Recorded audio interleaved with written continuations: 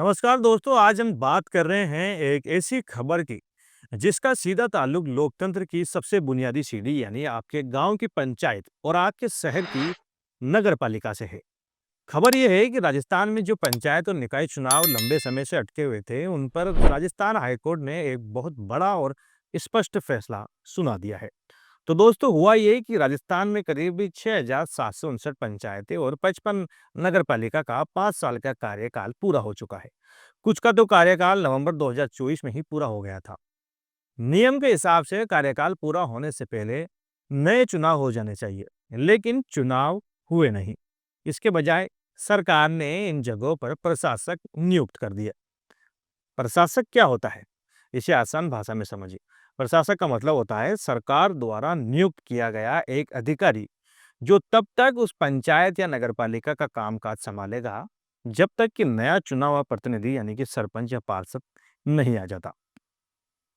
यानी जनता का राज नहीं, बल्कि एक अफसर का राज।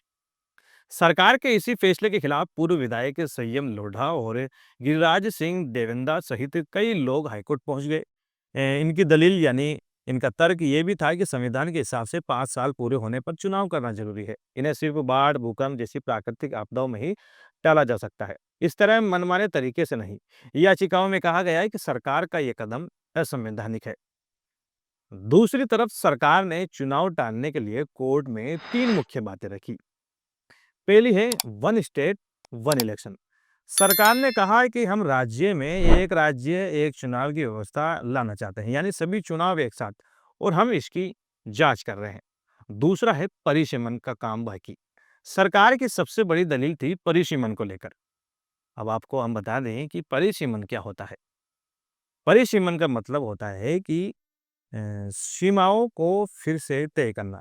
चूंकि राजस्थान में कई नए जिले बने और कुछ पुराने खत्म भी हुए, तो अब ये तय करना जरूरी है कि कौन सा गांव किस पंचायत में आएगा और कौन सा वार्ड किस नगर पालिका का हिस्सा होगा। इसी सीमा निर्धारण की प्रक्रिया को परिसीमन कहते हैं। सरकार ने कहा है कि ये काम अभी चल रहा है, इसलिए चुनाव रुके हुए हैं। तीसरा पॉइंट है प्रशासक लगाने का अधिकार। सरकार ने कहा है कि राजस्थान पंचायत राज अधिनियम 1994 उन्हें प्रशासक लगाने का अधिकार देता है। दोनों पक्षों को सुनने के बाद कार्यवाहक मुख्य न्यायाधीश एक्टिंग सीजे एसपी शर्मा की बेंच ने अपना फैसला सुनाया। कोर्ट ने सरकार की दलीलों को पर्याप्त नहीं माना और 2 बड़े आदेश जारी किए। पहला है 31 दिसंबर 2025 तक सरकार को परिसीमन यानी ये जो सीमा निर्धारण का काम है, उसे हर हाल में पूरा करना होगा। दूसरा है 15 अप्रैल 2026 तक राज्य की सभी पंचायतों और नगरपालिकाओं के चुनाव एक साथ संपन्न करवाए जाए।